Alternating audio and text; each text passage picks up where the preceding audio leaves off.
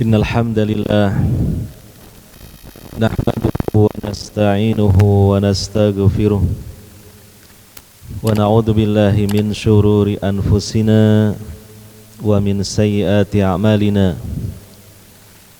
Man yahdihillahu fala mudhillalah wa man yudlil fala hadiyalah.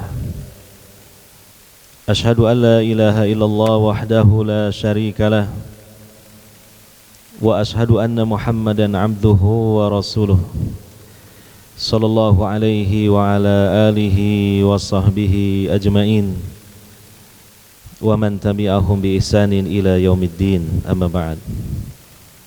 Hadirin wal hadirat, para bapak, para ibu, saudara-saudari sekalian, kaum muslimin, kaum mukminin yang semoga senantiasa mendapatkan rahmat dan taufik dari Allah Ta'ala.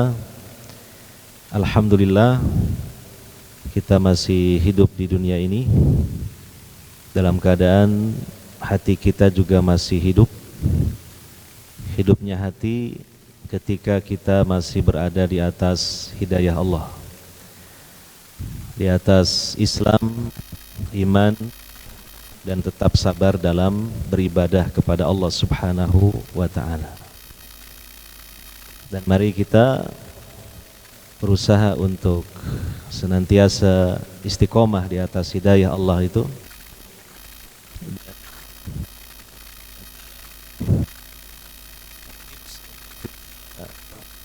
istiqomah di atas hidayah adalah kita harus bergembira dengan sebab hidayah itu. Sebagaimana Nabi sallallahu alaihi wasallam dalam hadis mengatakan, saddidu wa qaribu wa abshiru,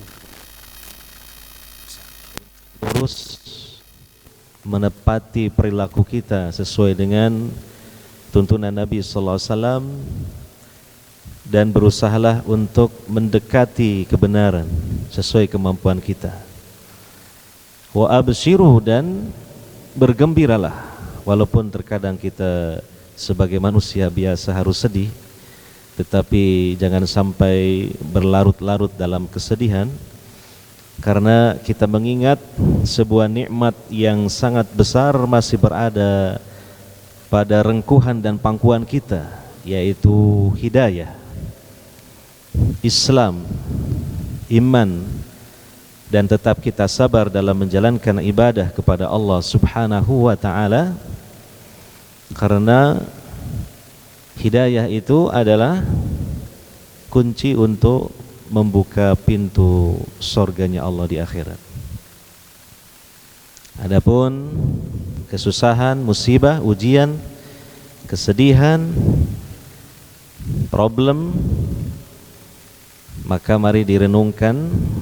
Sekalipun itu pahit, tapi semoga seperti menjadi obat, seperti menjadi jamu.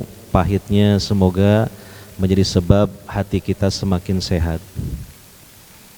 Di antara hikmah dari kepahitan, penderitaan, kesusahan, musibah yang kita alami di dunia ini adalah supaya kita tidak jadi jatuh cinta kepada dunia. Karena jatuh cinta kepada dunia ini berbahaya, menyebabkan kita lupa dengan akhirat, menyebabkan kita membesarkan dunia dan mengecilkan akhirat, menyebabkan kita terlena dan lalai untuk mengejar kebahagiaan di akhirat. Padahal Allah sudah menyatakan dalam Al-Quran yang sering kita baca dan kita dengar, yaitu dalam surah Ad-Duha, walal akhiratu khairul laka minal ula. Dan sungguh kehidupan akhirat itu lebih baik, lebih menjanjikan daripada kehidupan sebelumnya, yaitu kehidupan di dunia ini. Hadirin wal hadirat yang dimuliakan oleh Allah Subhanahu wa Ta'ala, mari kita bersama-sama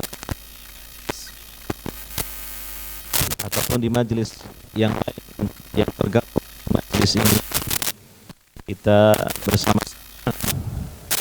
beribadah kepada Allah Subhanahu wa Ta'ala dengan jalan kita mempelajari kitab suci Al-Quran, kalamullah. Oleh karenanya kita berusaha untuk memantapkan hati dan niat, yaitu mengharap ridho, pahala, tambahan iman dan ilmu dari Allah Subhanahu wa ta'ala. Kajian kita lanjutkan kembali mengenai tafsir Al-Quran, yaitu surah Ali Imran, berkaitan dengan keluarga Imran, tepatnya adalah Maryam dan putranya, yaitu Isa bin Maryam, seorang nabi, rasul, dan masuk dalam kategori ulul azmi. Pembahasan yang lalu sampai pada ayat 46. Sekarang kita lanjutkan ayat yang ke-47. Allah Ta'ala berfirman, A'udzubillahi minasyaitonirrajim. Qalat rabbi anna yakunu li waladu wa lam yamsasni bashar. Qala kadzalikillahu yakhluqu ma yasha. Idza qada amran fa innama yaqulu lahu kun fayakun.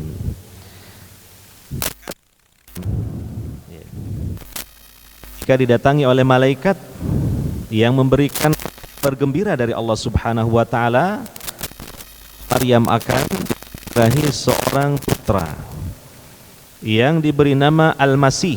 Kita sudah menjelaskan pengertian dari Al-Masih dan kenapa Isa disebut atau dijuluki dengan Al-Masih, yang mana kejadiannya sangat ajaib, yaitu bi kalimatim minhu, itu pada ayat 45, pada ayat yang sudah kita bahas.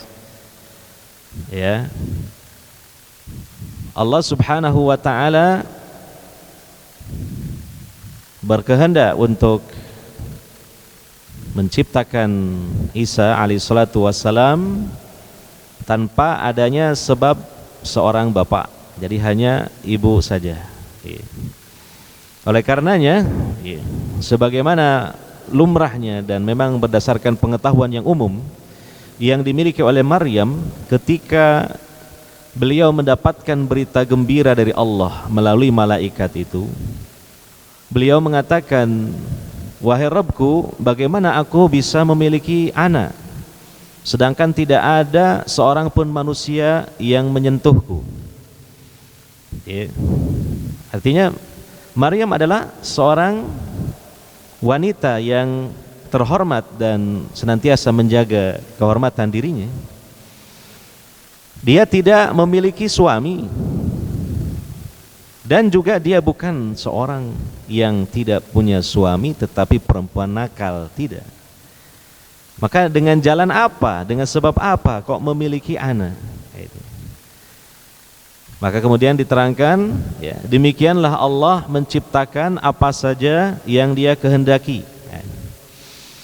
Ya, ini adalah satu keyakinan seorang mukmin terhadap Allah Subhanahu wa ta'ala, dan masuk dalam bab tauhid, yaitu tepatnya tauhid asma wa sifatillah, bahwa Allah Subhanahu wa ta'ala itu akan menciptakan apapun berdasarkan kehendaknya, bukan karena berdasarkan kemampuannya yang sifatnya terbatas, tidak, karena Allah memiliki kekuasaan yang tidak terbatas. Wallahu ala kulli syai'in qadir. Jadi apa yang Allah ciptakan itu adalah sesuai dengan kehendaknya. Ya.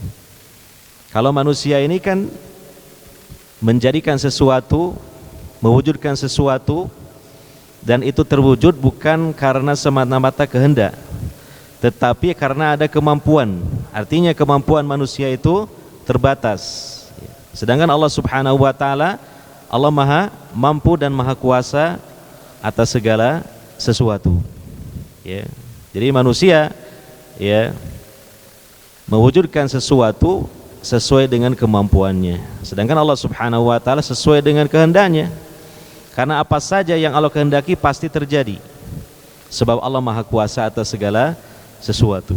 Sebagaimana dilanjutkan di ayat tersebut, idza qada amran, apabila Allah menetapkan sesuatu, ya, amron di sini ya dari sisi uslub bahasa Arab adalah isim nakirah, ya, bahkan dalam bilangan mufrad ini menunjukkan umum, ya. Amron di sini apapun, apa saja, nah itu. Maka hanyalah dia mengatakan kepada amron itu, kepada sesuatu itu, ya, kun, jadilah, fayakun, maka jadilah dia. Nah, ini berkaitan dengan terciptanya Nabi Isa alaihissalatu wassalam, yang kemudian diawali tumbuh berkembang di dalam rahim Maryam, yang tanpa ada sebab seorang laki-laki, ya, yang menyentuh, dalam tanda kutip ya, Maryam, tanpa ada sebab seorang laki-laki yang menggauli Maryam, ya. Maka itulah yang disebutkan pada ayat sebelumnya, yaitu ayat 45, innallaha yubashiruki bikalimatim minhu. Nah, jadi ayat 47 itu menafsirkan ayat 45 mengenai kalimat innallaha yubashiruki bikalimatim minhu. Sesungguhnya Allah memberikan kabar gembira kepada engkau Maryam dengan kalimat darinya. Maksudnya kalimat adalah kun. Nah, kun itu dalam ungkapan bahasa Arab. Karena Al-Qur'an ini menggunakan pengantar bahasa Arab. Ya. Begitulah. Tentang kaifiyah bagaimana Allah mengucapkannya, wallahu a'lam bishawab, ya kan? Itu tidak begitu penting untuk kita bahas. Cuma kalau di dalam bahasa Arabnya adalah kun, gitu. Ya, sebabnya kan Maryam ini bukan orang Arab, ya, ketika itu, ya, sehingga tidak perlu dipersoalkan dan dibahas dengan kalimat seperti apa persisnya Allah berfirman, ya.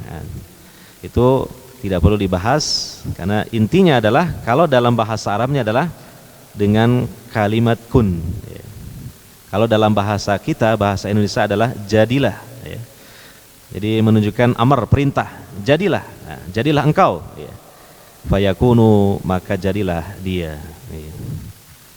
Kemudian di ayat selanjutnya, ayat 48, wa yu'allimuhul kitaba wal hikmata wat taurata wal injil. Nah, jadi ini keistimewaan Isa alaihissalatu wassalam itu begitu banyak, ya.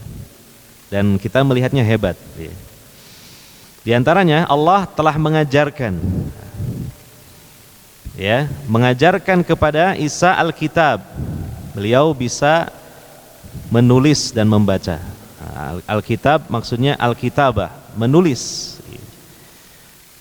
ya. Saya tidak menemukan keterangan yang sahih bagaimana, ya, Allah mengajari Isa menulis. Apakah melalui sebab manusia lain yang mengajarinya, jadi gurunya gitu, gurunya Isa, ataukah Allah punya cara sendiri yang menjadikan Isa bisa menulis, ya. Sepertinya kemungkinan yang kedua itu, karena kalau yang pertama ini tidak begitu hebat, ini lumrah manusia, ya, bisa menulis dengan cara berguru kepada seseorang, ya.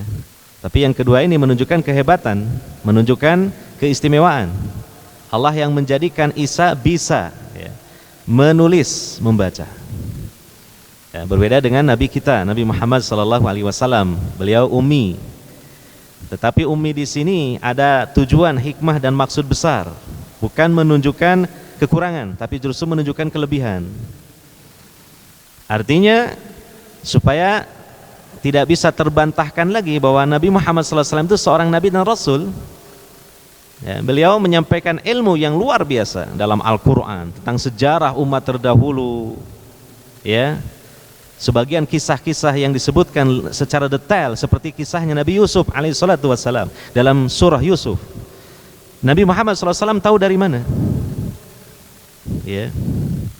Dan seterusnya ilmu dalam Al-Quran, dalam sunnah Nabi SAW, ya. Maka tentu ini sebagai penguat bahwa beliau ini dapat ilmu dari Allah Subhanahu wa taala. Karena apa? Beliau ummi, tidak bisa membaca, tidak bisa menulis. Ya, dan juga ditambah lagi keterangan tentang beliau, beliau tidak pernah berguru kepada siapapun.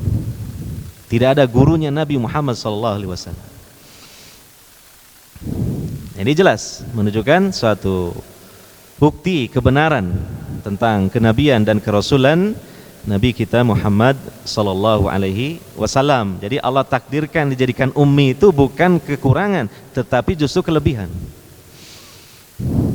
Sehingga dengan logika akal yang sehat, setelah merenung dan menyimpulkan, benar-benar tidak terbantahkan Nabi Muhammad itu nabi dan rasul, bukan manusia sebagaimana umumnya manusia yang mendapatkan ilmu pengetahuan. Ya, nah, kalau Nabi Isa, ya tentu dengan tujuan dan hikmah Allah Subhanahu wa taala, Allah beri kemampuan kepada beliau untuk bisa menulis, tentunya juga membaca. Wal hikmah, jadi hikmah adalah sarairus syariatillah, rahasia-rahasia di balik syariat Allah Subhanahu wa taala. Tentang perintah-perintah, larangan-larangan Nabi Isa diajari oleh Allah hikmah-hikmahnya. Ya. Kemudian wat Taurah, Taurat kitab suci sebelumnya yang diturunkan kepada Rasul sebelumnya, yaitu Musa, yang sama-sama dari kalangan Bani Israil. Dijelaskan dalam tafsirnya Nabi Isa hafal Taurat. Ya, Allah jadikan beliau hafal seluruh isi kitab Taurat, tentu Taurat yang asli. Ya. Wal Injil, apalagi Injil, memang kitab suci yang Allah Subhanahu wa taala wahyukan, turunkan kepada Nabi Isa alaihissalatu wassalam. Jadi ini sudah sebuah kehebatan dari sisi ilmu Nabi Isa. Ya. Memiliki kemampuan menulis, membaca, menguasai hikmah kitab Taurat dan juga Injil. Ya, tentu di sini dapat kita ambil pelajaran bagi kita, hendaknya kita berusaha untuk mengalimkan diri kita. Karena kelemahan manusia yang itu jatuh ke dalam kerendahannya ketika jatuh dalam dua hal, yaitu doluman jahula. Dolum, berbuat dolim, melanggar kebenaran, melanggar perintah, ya, atau tidak melaksanakan perintah dan melanggar larangan Allah Subhanahu wa taala. Ya, setelah datangnya ilmu. Yang kedua jahula, bodoh. Ya, bodoh itu memang ketiadaan ilmu. Nah, sekalipun mungkin dalam keinginan dan cita-citanya ingin menjadi orang yang baik, tapi kalau sedikit sekali bahkan tidak punya ilmu, maka dia seolah tidak punya modal untuk menjadi orang baik. Karena untuk menjadi orang baik dalam pandangan Allah itu harus dengan ilmu. Ya, kecuali kalau baik menurut perasaannya sendiri, itu sifatnya subjektif, relatif kan, belum tentu baik. Ya, baik yang objektif, baik yang hakiki adalah menurut Allah. Nah, maka tentu harus punya ilmunya dari Allah. Makanya dalam hadis Nabi SAW mengatakan, man yuridillahu bihi khairan yufaqihu fid din.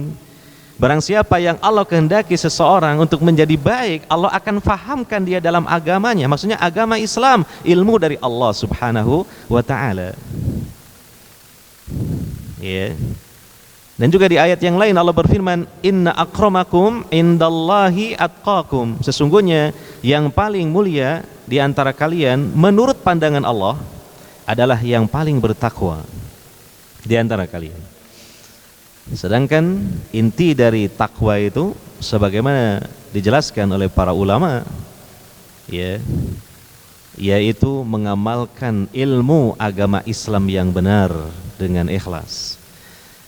Jadi tetap modal utamanya adalah ilmu dalam menjalankan ketakwaan. Kalau tanpa ilmu, orang bingung mau menjalankan ketakwaan. Kadangkala malah terbalik, yang namanya perintah dianggap larangan sehingga malah dijauhi.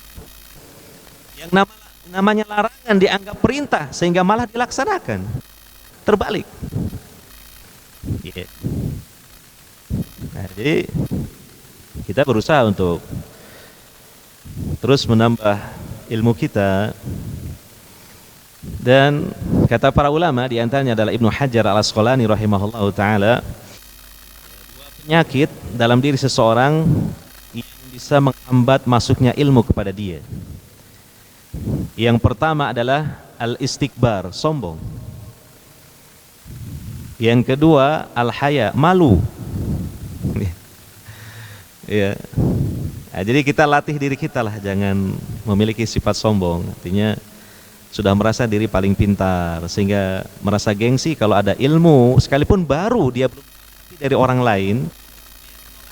Nah ini maka dia lamban, lemot dalam mendapatkan banyak ilmu, karena ada istikbar, ada kesombongan. Nah ini harus dilatih diri kita ini ya, karena sombong ini sangat mudah sekali menjangkiti hati manusia. Ya. Sombong dengan apalah kelebihan-kelebihan ya, dengan harta, ketampanan, kekuatan fisik ya. Demikian dengan ilmu yang sudah dia miliki. Padahal Nabi SAW mengatakan la yadkhulul jannata man kana fi qalbihi mithqala dzarratin min kibr. Tidak akan masuk surga. Ini ancaman yang sangat mengerikan gitu. Ya, tidak akan masuk surga ya. Siapa yang di dalam hatinya ada kesombongan walaupun kecil sebesar dzarrah. Dzarrah itu kecil sekali. Mungkin dalam terjemahannya ya sebesar atom, atau paling besar sebesar biji sawi lah. Ya, atau kurang lebih sebesar biji apa? Yang nempel di onde-onde itu. Orang Mojokerto kan makanan khasnya diantaranya onde-onde. Lah itulah. Satu biji ya, bukan beberapa biji. Ya, kecil itu kan, ya, kecil. Nah, itu. Yang kedua al-haya, malu. Malunya ini malu yang madmum, malu yang tercela.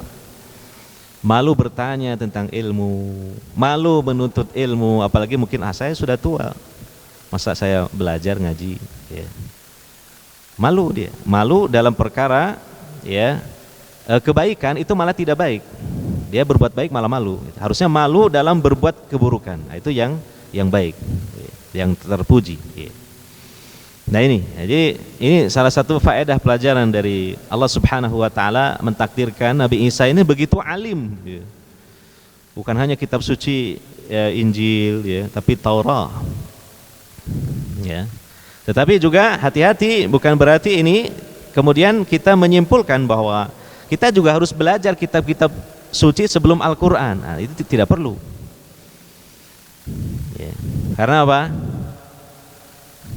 Karena kitab suci sebelum Al-Quran ini sekarang kita mana mungkin bisa menemukannya yang asli ya. Injilnya, perjanjian lama, perjanjian baru, Bibel, itu sudah banyak dipalsukan dan dimanipulasi isinya ya. Yang kedua ya, buat apa kita menyibukkan diri kita padahal waktu kita sempit untuk mempelajari kitab-kitab suci orang terdahulu, padahal kitab suci kita aja ngaji tafsir baru sampai surah Ali Imran, itu pun belum selesai. Surat Ali Imran itu urutan keberapa dalam mushaf Al-Quran? Urutan ketiga, ini belum selesai. Padahal saya memulai menyampaikan kitab tafsir dalam kajian Masjid Imam Syafi'i sejak Imam Syafi'i ini gubuk bangunannya, bahkan sebelum itu. Sudah berapa tahun lama? Tanya Mas Endile, ini paling tahu. Dia panitianya. Masih sampai surat Ali Imran, baru ayat berapa ini? Karena ngajinya pun sebulan sekali. Setahun paling 11 kali, karena satu bulannya libur Ramadan. Kemudian sekali ngaji, ya waktunya kan singkat. Nah, ini sisanya masih tebal ini. Berapa surat di belakangnya? Kemungkinan mungkin keburu umur kita yang habis, kajiannya belum habis, belum selesai.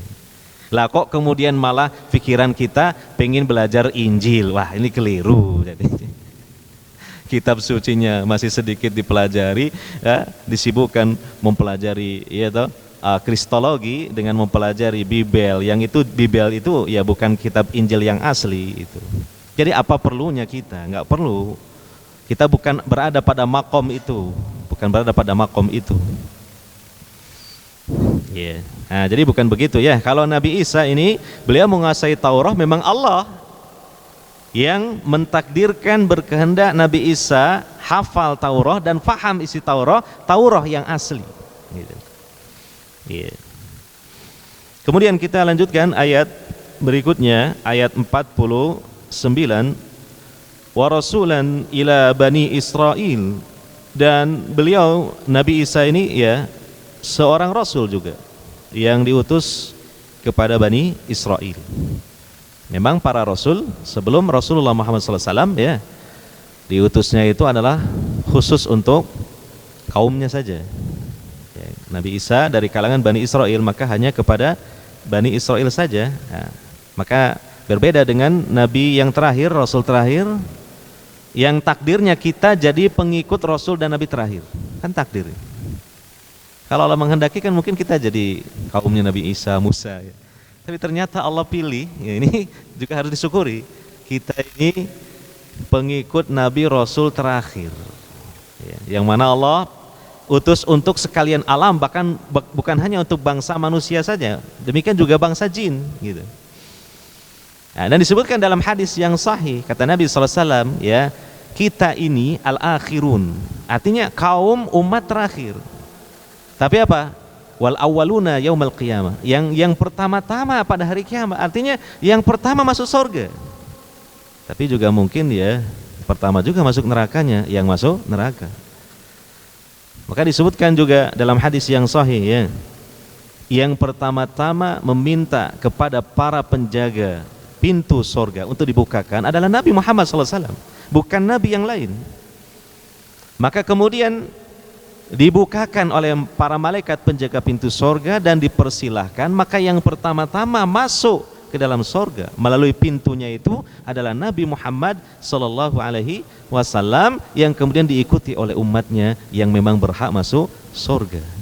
Nah, jadi ini adalah keistimewaan ya, kita ini urutan terakhir manusia yang hidup di akhir zaman, tetapi yang pertama-tama nanti masuk surga, yang memang berhak masuk surga. Ya. Kemudian anni qad ji'tukum bi ayatin mir rabbikum.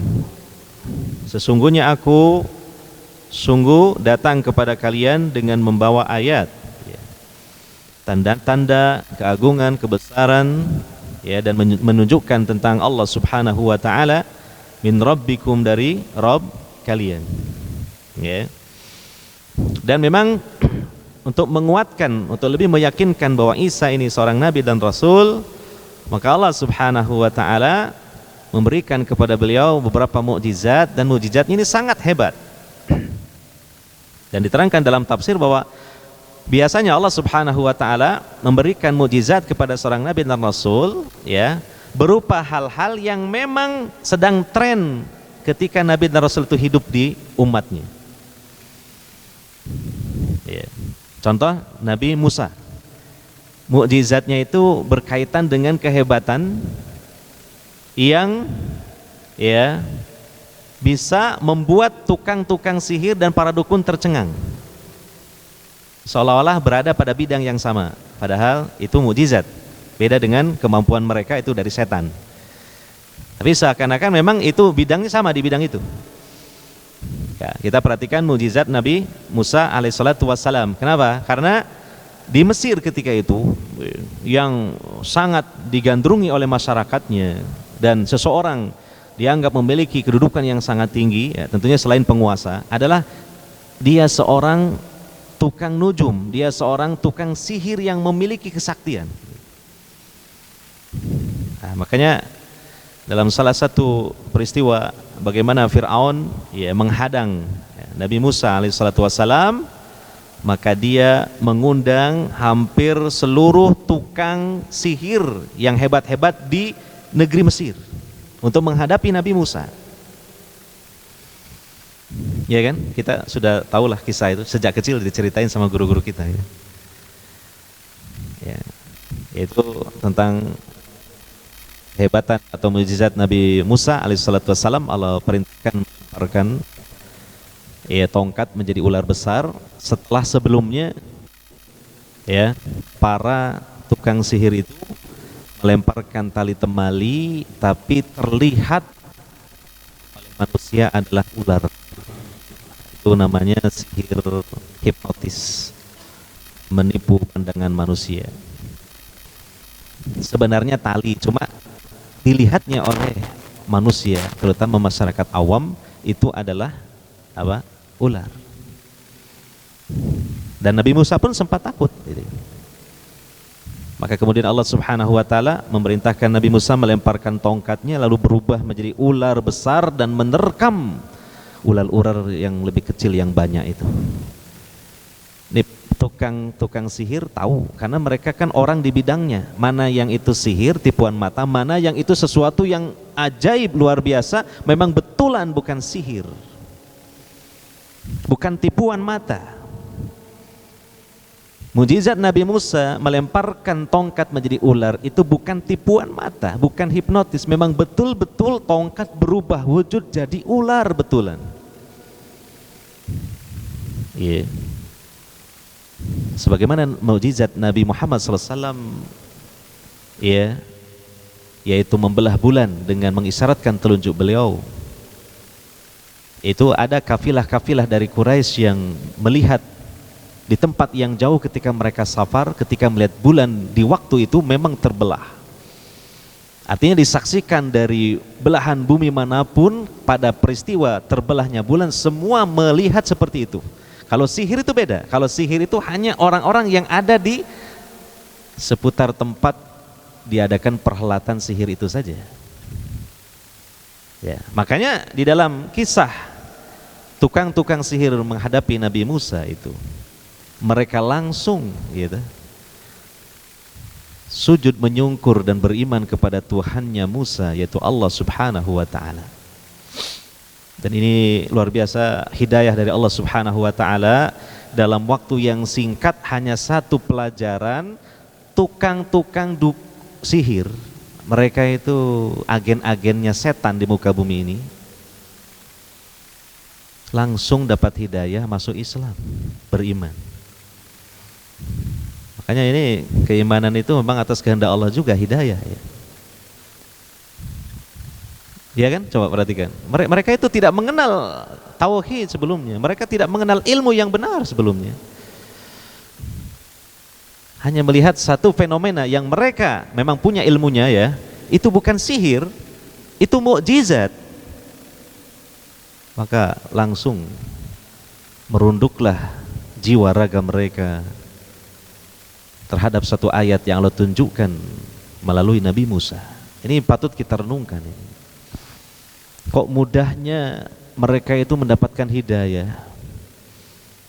Bahkan kemudian Fir'aun marah, mengancam, dan bahkan mewujudkan ancamannya, mereka dibunuh semua dengan cara yang sadis, yaitu mereka disalib di pohon-pohon kurma dengan cara dipotong dulu kaki dan tangannya secara bersilangan sampai mati. Tapi mereka tetap beriman, hanya dalam waktu singkat. Ambil pelajaran di sini, kekokohan iman mereka. Nah, kita kadang merasa takut. Nah, kita sudah ngaji puluhan tahun. Apakah sanggup menjaga dan mempertahankan iman ketika ada ujian yang berat? Makanya kita mohon kepada Allah Subhanahu wa taala hidayahnya selalu. Kalau Allah menghendaki untuk menjaga hidayah dalam diri kita, biarlah nyawa lepas tapi iman tidak lepas. Ya, contohnya tukang-tukang sihir Fir'aun itu. Kembali ke pembahasan utama ya. Jadi Allah menurunkan mukjizat kepada Rasul Nabi itu sesuai dengan apa yang sedang tren ketika itu di kalangan umatnya. Yang tren di kalangan umat ya, atau yang dihadapi oleh Nabi Musa adalah sihir. Masyarakat kagum dengan tukang sihir yang hebat. Maka kita lihat mukjizat-mukjizat Nabi Musa semacam itu. Maksudnya semacam itu bukan sihirnya, temanya seperti itulah. Kehebatan dalam bidang itulah. Tapi ini bedanya apa? Mukjizat. Bahkan sangat dahsyat. Terutama ketika Allah perintahkan Nabi Musa untuk memukulkan tongkatnya ke laut Kulzum, laut merah, terbelah. Dan terbelahnya itu dalam tafsir, terbelahnya jadi 12 jalan, bukan satu jalan itu. Dan itu dirayakan oleh orang-orang Yahudi pada tanggal 10 Muharram itu. 10 Muharram diagungkan, dirayakan oleh orang-orang Yahudi. Karena itu hari besar kemerdekaan mereka, Bani Israel, dari penjajahan dan kekejaman Fir'aun di Mesir.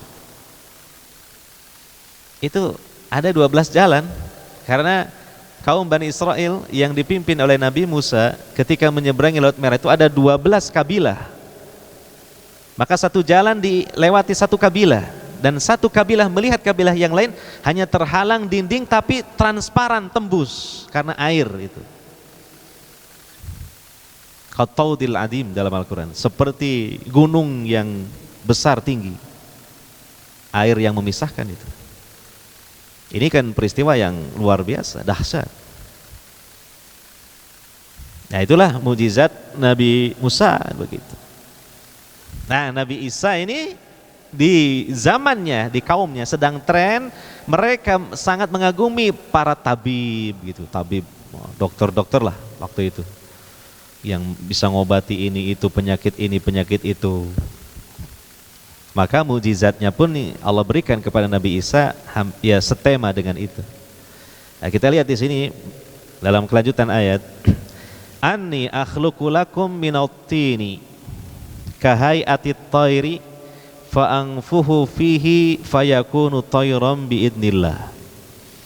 Bahwasanya aku menciptakan. Nah, ini kalimatnya menciptakan boleh. Ya, ini bahasa Al-Quran, menciptakan. Tapi dijelaskan oleh para ulama, menciptakan memang bahasanya sama. Menciptakan yang dilakukan oleh makhluk dengan yang dilakukan oleh Allah sama, dibahasakan menciptakan. Tapi hakikatnya jelas jauh berbeda. Allah menciptakan, manusia menciptakan, beda hakikatnya. Di antaranya apa perbedaannya? Manusia itu menciptakan itu ada bahan, sedangkan Allah menciptakan itu tidak ada bahan.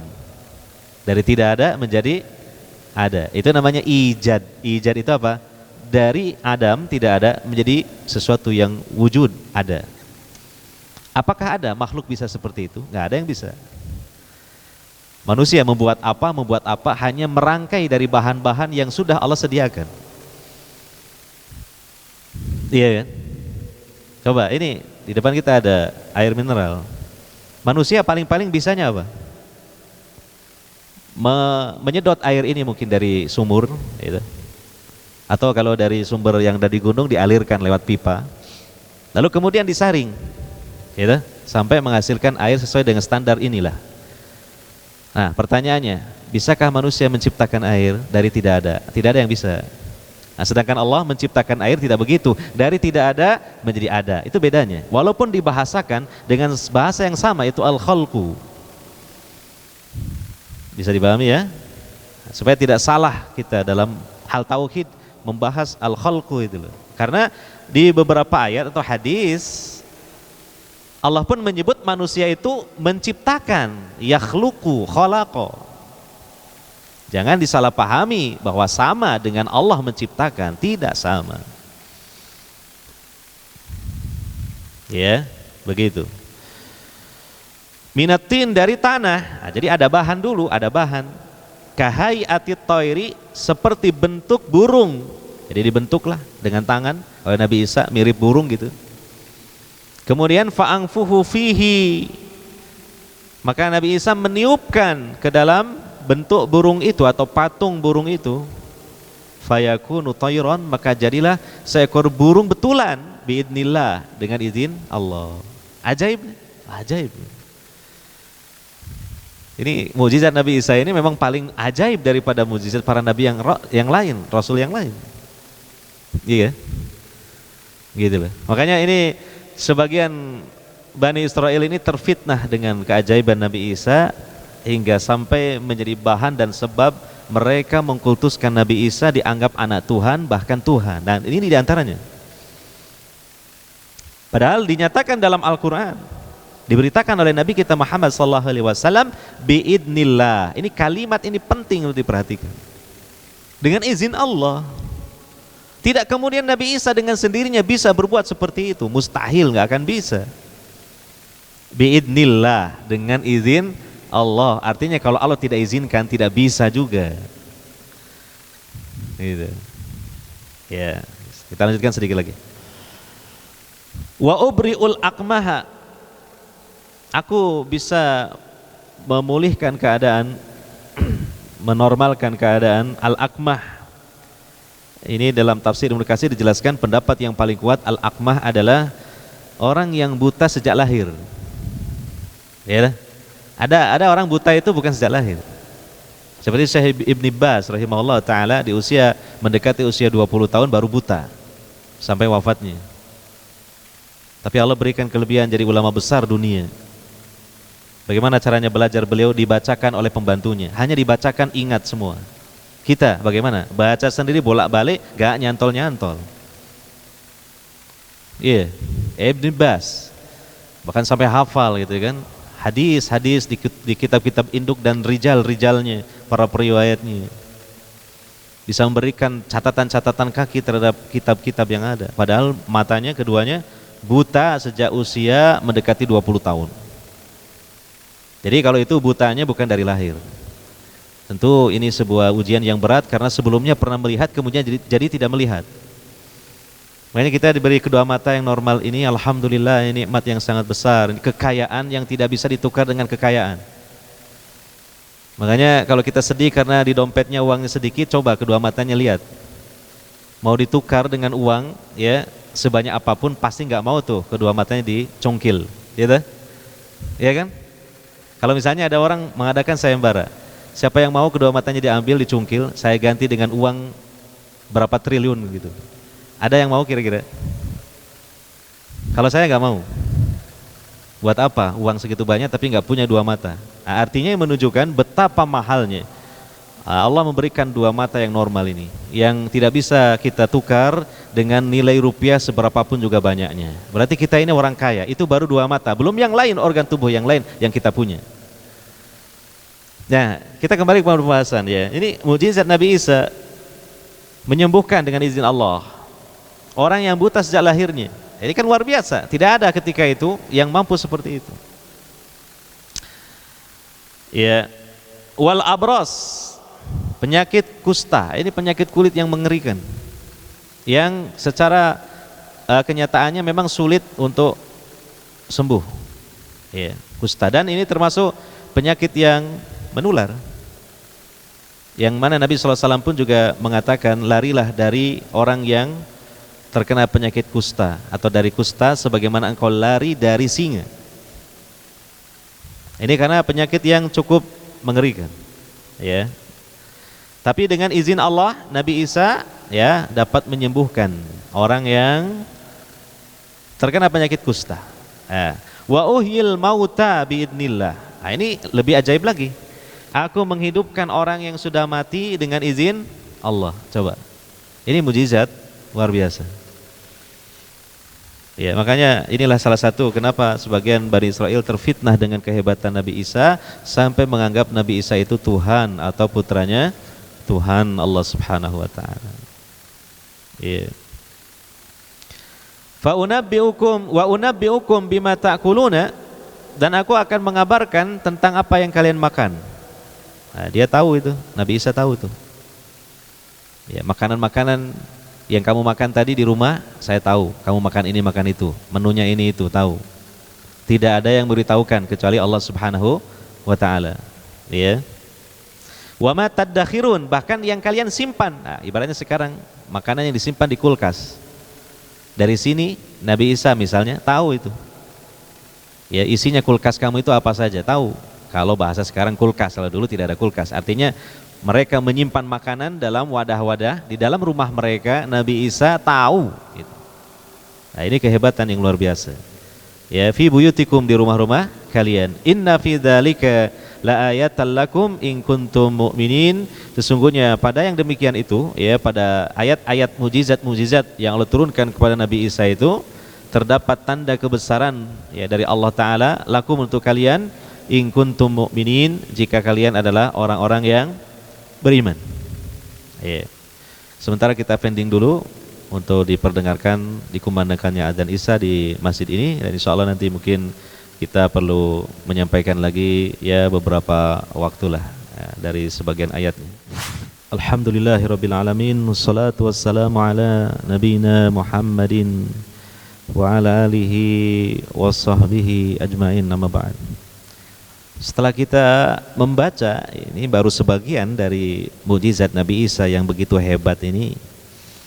Nah, kemudian barangkali muncul pertanyaan, kalau dibandingkan dengan mukjizat Nabi Muhammad SAW, kok sepertinya mukjizat Nabi Isa ini lebih hebat. Tidakkah Nabi Isa lebih utama dan lebih tinggi derajatnya daripada Nabi Muhammad SAW? Kalau dilihat dari aneka mukjizatnya yang begitu mencengangkan, ya, maka jawabannya adalah ukuran derajat keutamaan Nabi bukan semata-mata dilihat dari sisi mukjizatnya saja, ya, tapi tentu dari sisi-sisi yang lain, dan yang jelas adalah Allah Subhanahu wa Ta'ala yang menentukan.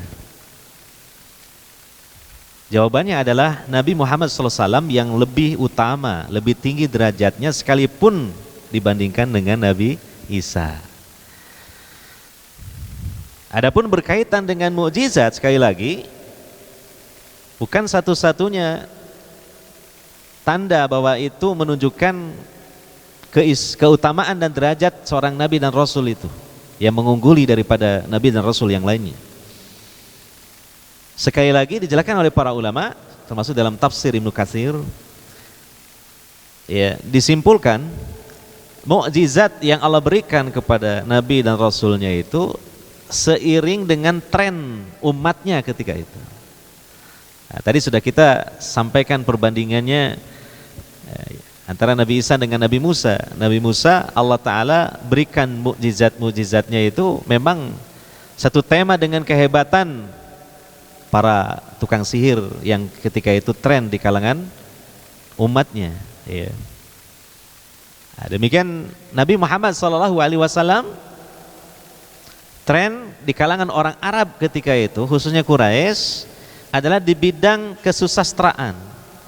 Jadi mereka sangat mengagumi dan bahkan mengagungkan para pujangga, para ahli sastra yang hebat dalam menyampaikan syair-syair. Sampai di kalangan orang-orang Quraisy, khususnya di Mekah, itu ada perlombaan untuk menyampaikan syair-syair, dan siapa yang juara maka syairnya akan ditulis dengan tinta emas, ditempelkan di dinding Ka'bah. Maka, nah, kita paham mukjizat Nabi Muhammad SAW yang paling besar adalah Al-Quran, dan Al-Quran itu memiliki nilai yang sangat tinggi dari sisi kesusastraan bahasa Arab.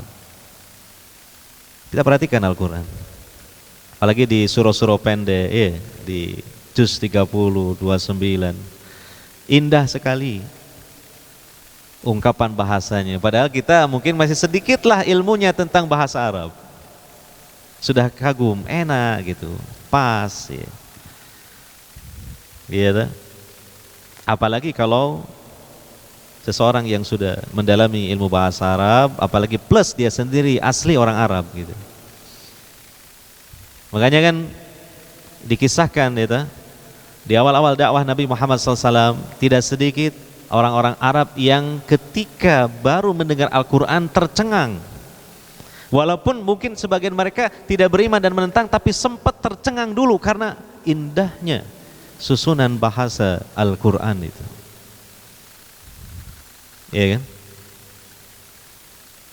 Sampai disebutkan dalam Al-Quran bahwa para tawanan-tawanan perang itu hendaknya mereka ditawan dan sampaikan kepada mereka Al-Quran, lindungi dulu mereka, lalu sampaikan Al-Quran. Fa'ajirhu hatta yasma'a kalam Allah, lindungi mereka sampai mereka mendengar kalam Allah. Ya, artinya ini menjadi salah satu sebab hidayah, karena orang Arab ketika itu sangat mengagumi kesusastraan. Ya, mereka tercengang bahwa ini bagaimana mungkin akan dibuat oleh seorang manusia, apalagi seorang Muhammad yang mereka tahu tidak pernah sekolah, tidak pernah punya guru, bahkan tidak bisa menulis dan membaca. Ya. Kita saja yang bukan orang Arab dan mungkin baru sedikit ilmu bahasa Arabnya, coba ketika hati kita ini tenang, dengarkan Al-Quran dengan seorang yang membacanya sangat indah suaranya, sangat merdu suaranya, mungkin kita bisa bergetar hati dan mungkin bisa meleleh kedua mata kita karena terharu. Dan bisa dipilih lah, coba di YouTube kan banyak itu, murotil internasional. Contoh seperti di Indonesia ini kita punya qori yang masya Allah suaranya dan lagunya, yaitu Ustadz Abdul Qadir dari Jambi. Coba disetel itu. Ya, surah Ar-Rahman, surah Al-Kahfi, surah Al-Mulk. Dengarkan, itu betul-betul ya sulit kita ungkapkan lah bagaimana kondisi perasaan kita berkecamuk mendengar bacaan itu. Padahal mungkin tidak semua isinya kita paham gitu. Nah, di zaman itulah yang sedang tren dan diagungkan oleh masyarakat kesusastraan, mukjizat yang paling besar yang Allah berikan, turunkan kepada Nabi Muhammad SAW adalah Al-Quran itu. Nah, jadi bukan berarti hebatnya mukjizat ini mengindikasikan Nabi ini paling utama dari sekian Nabi dan Rasul yang lainnya, tidak. Nabi Muhammad SAW di sisi yang lain beliau diutus untuk sekalian alam, sedangkan Nabi yang lain tidak. Nah, ini jelas berbeda.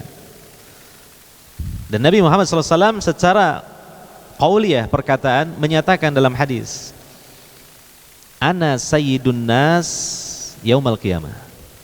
Dalam riwayat yang lain, Ana sayyidu bani Adam yaumal qiyamah.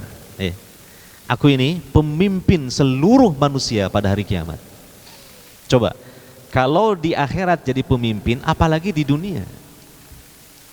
Karena ketika Nabi Muhammad SAW di dunia, tidak ada Nabi dan Rasul yang lain yang hidup sezaman dengan Nabi Muhammad SAW. Sedangkan di akhirat, Nabi dikumpulkan juga dengan para Nabi dan Rasul semuanya. Tapi sungguh pun demikian, beliau yang paling unggul. Ana sayyidu bani Adam yaumal qiyamah. Ini jelas pernyataan ini dari Allah Subhanahu wa taala. Makanya kesimpulannya ya, Nabi Muhammad SAW adalah tentu jauh lebih utama, lebih tinggi derajatnya dari Nabi Isa alaihissalatu wassalam sekalipun. Ya. Jadi semoga ini kita tidak salah paham. Demi setelah membaca, ini begitu hebatnya ini mukjizat ini yang Allah turunkan kepada Nabi Isa. Khawatir timbul suatu waham atau suatu kesalahan dalam memahami. Kenapa kok tidak Nabi Isa aja yang paling utama daripada Nabi Muhammad sallallahu alaihi wasallam? Ya, itulah kurang lebih jawabannya. Ya. Dan sedikit lagi kita lanjutkan pada ayat yang ke-50, wa musaddiqal lima baina yadayya minat taurati. Dan aku ini membenarkan apa yang telah berlalu atau yang di belakangku dari Taurat. Ya, membenarkan Taurat, kitab suci yang Allah turunkan kepada Nabi Musa alaihissalatu wassalam, yang itu adalah sebelum Nabi Isa alaihissalatu wassalam. Ya, sebagaimana juga Nabi Muhammad sallallahu alaihi wasallam yang diutus setelah Nabi Isa, membenarkan kitab-kitab suci sebelumnya, membenarkan Injil, Taurat dan seterusnya. Menunjukkan bahwa kerasulan kenabian itu adalah silsilah, ada mata rantai yang tidak terputus. Satu sumbernya yaitu dari Allah Subhanahu wa ta'ala. Jadi agama Islam itu satu, karena dari Tuhan yang satu, dan memang satu-satunya Tuhan yang hak, pemilik alam semesta ini hanyalah Allah Subhanahu wa ta'ala. Kalau ada nabi ataupun yang dianggap kitab suci yang tidak masuk dalam silsilah ini, itu bukan dari Allah Subhanahu wa ta'ala. Jadi ada kebersambungan di sini. Ya, makanya ini sebenarnya merupakan salah satu bahan yang harus direnungkan oleh orang-orang Kristen sekarang ini dan juga orang-orang Yahudi, bahwa agama Islam yang dibawa oleh Nabi Muhammad SAW, yang mungkin mereka masih membenci Nabi Muhammad SAW, itu loh masih kelanjutan dari ajaran mereka. Bukan kok tiba-tiba perkara yang baru yang muncul, tidak. Musaddiqal lima baina yadai, kata Nabi Muhammad SAW dan Nabi sebelumnya, membenarkan dari apa yang telah ada, ya, dari kitab suci yang Allah turunkan sebelumku. Ya, ini semoga menjadi bahan renungkan. Kalau orang Yahudi, orang Nasrani mengenal, ya, ada Nabi Sulaiman, mereka mungkin menyebutnya King Solomon atau yang lain lah. Maka Nabi Muhammad SAW menceritakan juga, dan bahkan disebutkan dalam Al-Quran tentang Nabi Sulaiman, nabi yang juga dihormati oleh mereka. Nah, itu hendaknya jadi bahan renungan bahwa agama ini masih kelanjutan dari agama yang benar sebelumnya, yaitu Islam. Bahwa Nabi Muhammad SAW melanjutkan apa yang diajarkan oleh Nabi Isa, Nabi Musa, dan nabi-nabi sebelumnya. Silsilah, mata rantai yang bersambung yang tidak terputus. Jadi ini terutama kepada ya teman-teman kita yang mungkin masih beragama Nasrani ya, atau Yahudi mungkin terlalu jauh di sana ya. Nasrani di negeri kita ya banyak gitu. Semoga dengan renungan ini itu menjadi jalan untuk mendapatkan hidayah dari Allah Subhanahu wa taala sebelum menghadap Allah Subhanahu wa taala. Iya. Dan bagi siapa orang-orang Islam yang kadang ragu-ragu dengan Islamnya, lah kuatkanlah dengan ilmu-ilmu seperti inilah diantaranya. Menuntut ilmu itu bukan hanya menambah ilmu, tapi menguatkan keimanan. Sebabnya apa? Selagi kita masih hidup, keimanan ini terus digoncang oleh setan, pasti. Dengan berbagai cara dari berbagai arah. Dengan syahwat iya, dengan syubhat iya. Nah, terutama syubhat ini harus kita memiliki kesiapan ilmu yang memadai untuk menangkalnya, untuk menghadapinya. Sebab kalau tidak tertangkal, subhat masuk ke dalam pikiran dan hati, inilah bahaya. Bisa mendangkalkan keimanan kita, bisa membuat kita jadi ragu-ragu dan mungkin sanksi kepada kebenaran Islam. Berikutnya, wali uhilla lakum ba'dalladzi hurrima alaikum. Dan aku menghalalkan buat kalian sebagian apa yang telah diharamkan atas kalian. Ini ada tafsirnya. Satu penafsiran menjelaskan bahwa yang dulu diharamkan dirubah hukumnya menjadi halal. Ini ada perubahan syariat. Nah, terus penafsiran yang kedua bukan merubah hukum, tapi menjelaskan perkara-perkara yang sebenarnya jelas, tapi di kalangan Bani Israel menjadi tidak jelas dan menjadi bahan perselisihan. Maka Nabi Isa menjelaskan kembali supaya jelas. Nah, ini sesuai dengan ayat yang lain di surah yang lain, yaitu surah Az-Zuhruf ayat 63. Allah Subhanahu wa taala menukil perkataan Nabi Isa, "Wali ubayyina lakum ba'dalladzi takhtalifuna fi." Dan aku akan menjelaskan kepada kalian sebagian apa yang kalian perselisihkan padanya. Nah, berarti ini penafsiran yang lebih kuat. Nabi Isa memperjelas kembali tentang sebagian syariat, masalah halal dan haram, diperjelas kehalalannya gitu. Karena ada sebagian menganggapnya haram dan diperselisihkan. Yeah. Waji'tukum bi ayatin mir rabbikum, dan aku datang kepada kalian dengan satu tanda dari Rabb kalian. Atau boleh diartikan ayat ini karena ini adalah isim mufrad dan nakirah, maksudnya ya itu tadi. Beberapa ayat ya, ayat dalam Injil, demikian juga mukjizat itu juga merupakan ayat dari Allah Subhanahu wa taala. Fattaqullaha wa ati'un, maka bertakwalah kalian kepada Allah dan taatilah aku. Mentaati Rasul ya, hakikatnya sama dengan mentaati Allah Subhanahu wa taala yang mengutus Rasul itu. Ya, ini saja mungkin yang dapat kita kaji pada kesempatan kali ini. Ya, mungkin ada pertanyaan, dipersilakan kalau ada pertanyaan.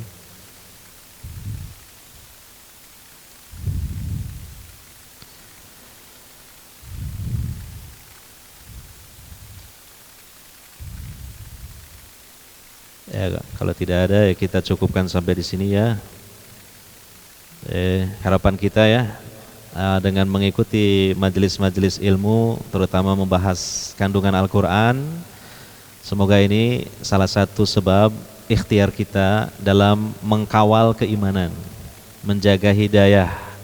Harus selalu kita jaga, hati-hati ya. Karena apa? Tentu sekali lagi goncangan-goncangan hidayah dari setan ini terus dilancarkan, terus dibidikkan kepada kita ya. Sementara kita ini kan semakin lama semakin dekat dengan kematian kita, menghadap Allah Subhanahu wa taala, dan kita semua pasti berharaplah untuk mati dalam keadaan husnul khatimah, baik di penghabisan, baik di ujung. Tentu kita sulit karena ujung kita ini tidak tahu semua. Yang jelas berujung, tapi ujungnya tidak tahu. Nah, makanya supaya ujungnya baik, dari sekaranglah kita berbaik-baik terus, menjaga hidayah terus, menjaga iman terus. Insya Allah pasti ketika sampai pada ujungnya, ujungnya pun seperti itu, yaitu tetap di atas hidayah. Demikian, subhanakallahumma wa bihamdika asyhadu an la ilaha illa anta astaghfiruka wa atubu ilaik. Wa sallallahu ala nabiyyina Muhammadin wa ala alihi wa sahbihi ajmain. Wassalamualaikum warahmatullahi wabarakatuh.